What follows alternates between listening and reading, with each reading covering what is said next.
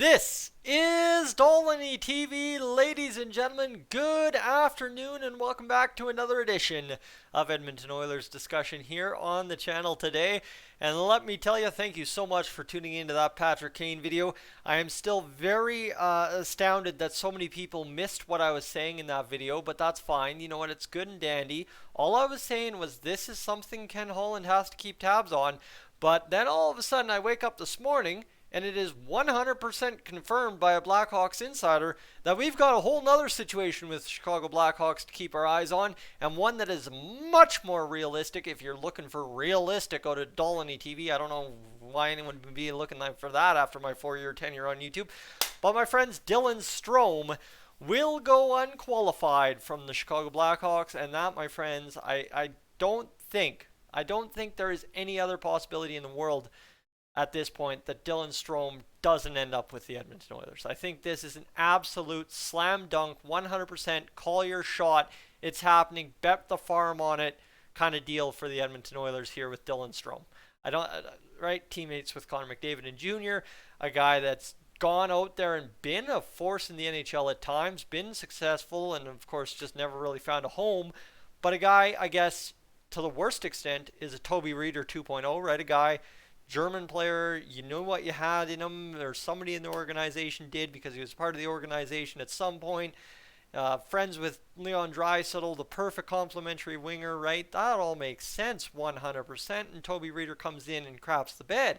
But for Ken Holland, if it's only going to cost you a couple million, and I mathed it out for you in last night's Patrick Kane video, is you can fit a new forward at 5.5. You can fit a D-man at 3.25. You can fit a goalie at 6 million and still get yourself with that 20 million cap space another forward, especially if you're not re-signing all three of Yessa, Yamo, and Clouder, right? If you're only signing 2 out of 3, which by the looks of it, it's Yamo and Clouder at this point, bang, guys, right? You've got room for Dylan Strome. And my most exciting part of this, the part that really sucks me in to the Dylan Strome conversation, when we're talking about, Tyson, why would you be interested in Dylan Strome, is, I guess, if you're going to give up Jesse Puljujärvi, right?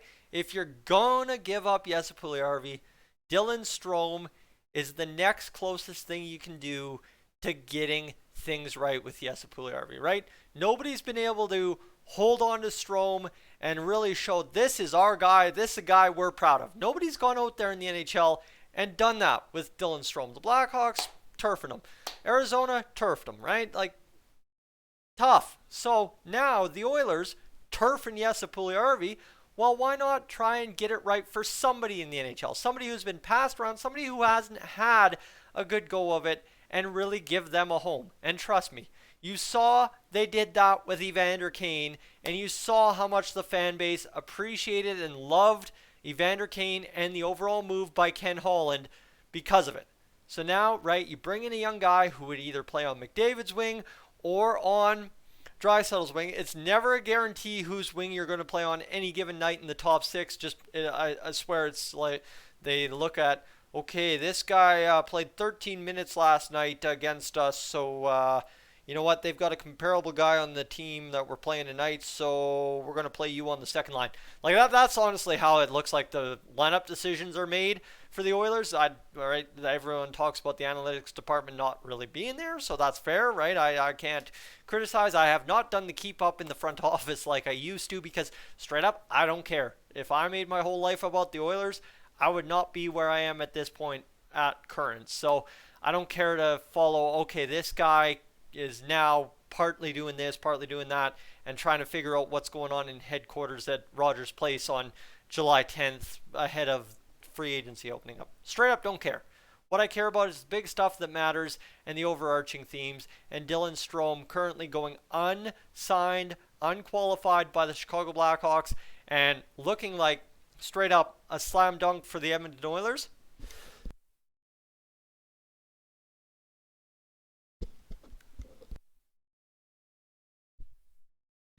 Yeah, that's things I care about.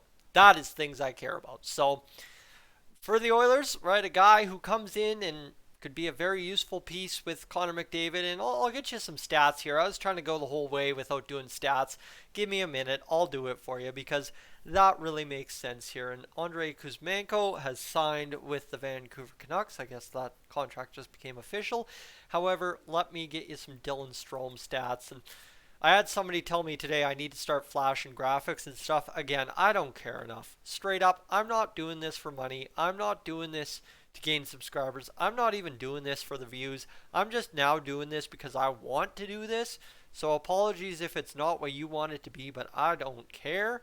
I am just doing this for me. Straight up. So Dylan Strome. He has been around with, of course, the Arizona Coyotes and the Chicago Blackhawks, topping out like the past 2-3 seasons with Chicago.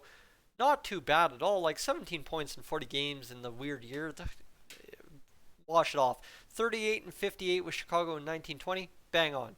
And of course, then you've got in 2021-2022, 48 points in 69 games, bang on. That's what you want to see, man. The guy's got 170 points in 273 career games, right? You're talking a very comparable player for Jesse Puljujärvi that you could add for little to no cost to your NHL lineup. Carrying a 3.0 million cap hit from last year, is he going to get more than that? No, he's 25 years old. I don't think you have anything to worry about in terms of going out there, taking a $2.8, $2.9 million flyer at most on Dylan Strome and it not working out, right? Obviously, we took a flyer on Toby Reeder, didn't work out. But this one, I feel a little bit different for the Edmonton Oilers if they are to go with it. And like I said, there's a lot to like if the Oilers go after this. And the Patrick Kane thing, like I said, is one thing just to keep tabs on. This is an aggressive, must pursue, must make happen kind of thing for Ken Holland. It's not going to cost you an arm and a leg. You still sign Kane, or whatever the hell you want to say. You get your D-man, you get your goalie. It's a nice piece if you lose Puljujärvi. Bang.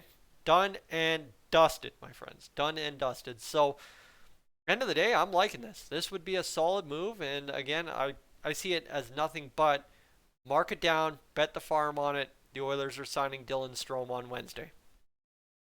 We have the cap space. We have the need. We have the want. It all makes sense, but it's just a matter of getting it done at this point if you are the Edmonton Oilers. So, folks, what else I appreciate is if you've watched this far, because you've now listened to the full thought-out process. You've gotten the details I want you to get. And let me let you linger on this one here as we close up. Is simply put, if the Oilers sign Dylan Strome and get him right and he fits in and does the things we need him to do, right? Wins us hockey games, wins us games without winning us games kind of deal, without scoring the big goal, being part of the offense, but doing what Puljujärvi does, doing whatever he can do to contribute wins. Is it enough to erase some of the mismanagement in the entirety of Jesse Puljujärvi's career with the Edmonton Oilers? Let me know in the comments section below. That's what I want to hear. I don't want to hear no yes on Strome. I want to hear the answer to that question. I'm Tyson. This is Dolynny TV. I am up on out of here.